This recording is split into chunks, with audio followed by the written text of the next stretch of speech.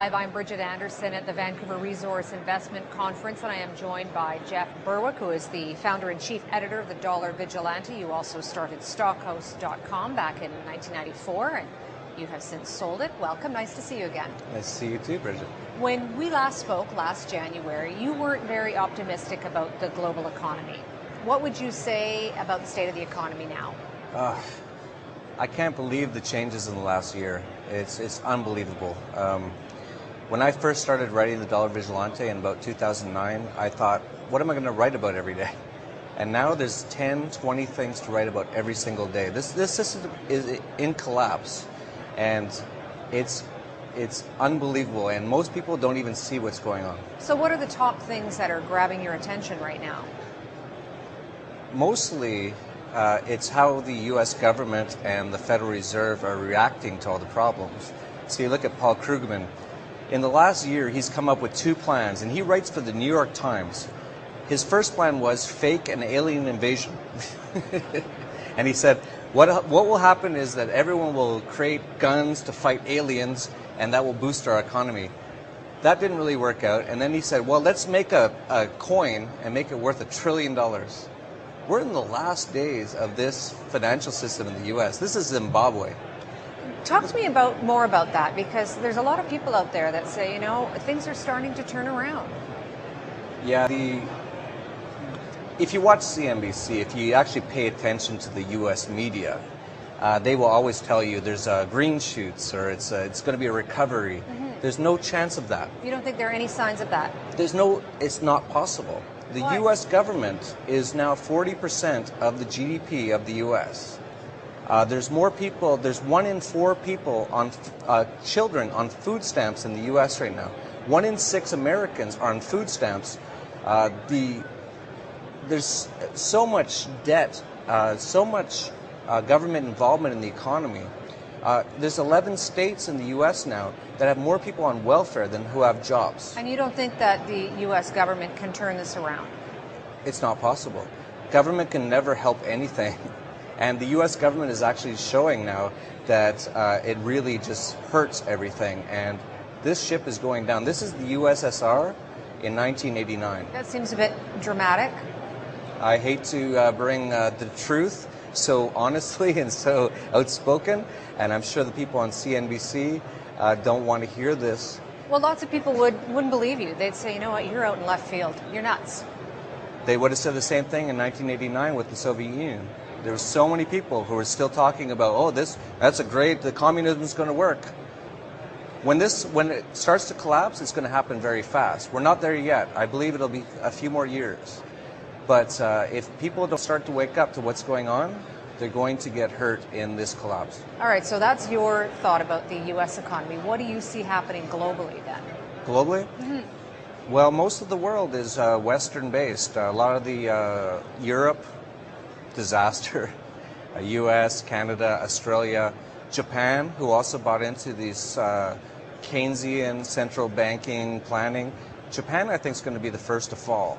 Not many people know this. Japan used to have massive surpluses in trade. After Fukushima, they shut down most of their nuclear plants. Devastated their economy. Mm-hmm. Totally, and it also meant they're now a net importer.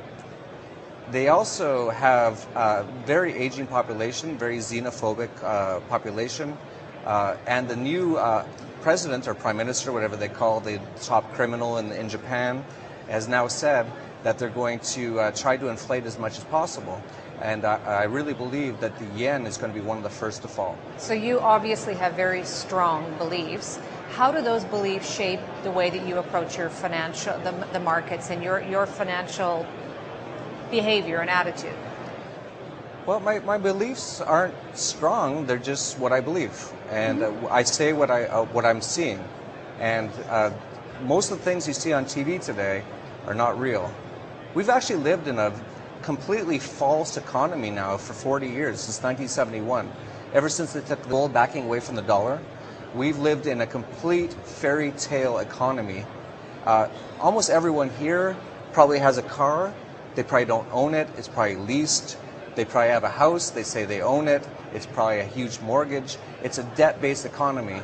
And that's not the way to run an economy. And we're nearing the very end of this. So once again, then, how does that shape the way that you approach your own financial portfolio?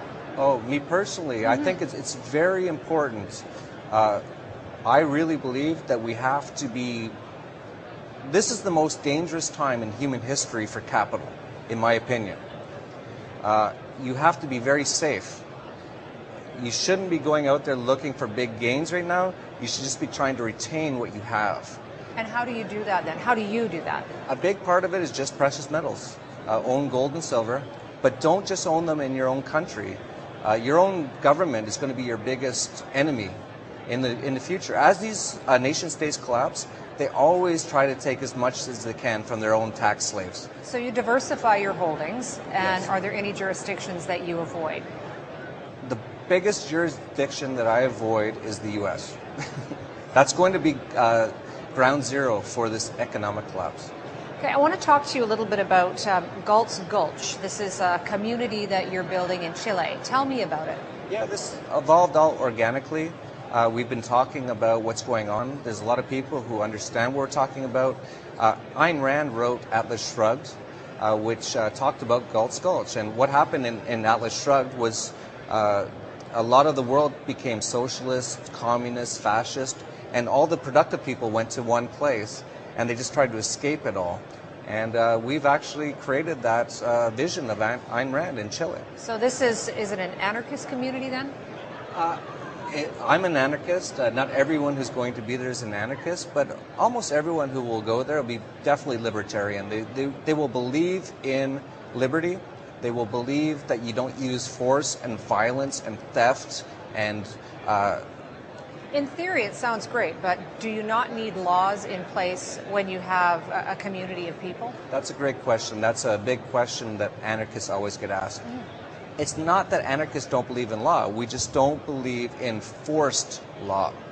We believe in not being forced to give up our money or to adhere to abstract ideas like don't have this flower or plant in your pocket called marijuana, or we'll kidnap you and put you in a cage.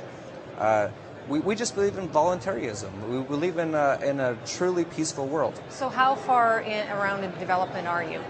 We've just started. We started about 3 months ago. And how big do you expect this to be?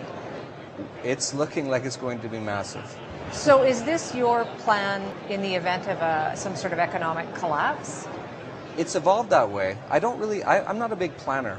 I just react to how the world is, but this is where it's going now, that we have to now just get as far away from the U.S.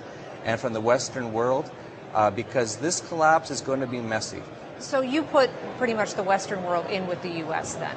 Yeah, totally. They're all the same. I was explaining to you earlier, even Canada, where we are right now, the Canadian government sold almost all their gold in the 1980s. Now, all that's back in the Canadian dollar is the U.S. dollar. 90% of trade in Canada is with the U.S. Yet Canada has a lot of natural resources to draw upon. And I believe the U.S. government at some point will probably just come and take it. That's a very extreme belief. So what are your next steps then? I have no idea. I'm just going to do what I think is right. I'm going to think rationally.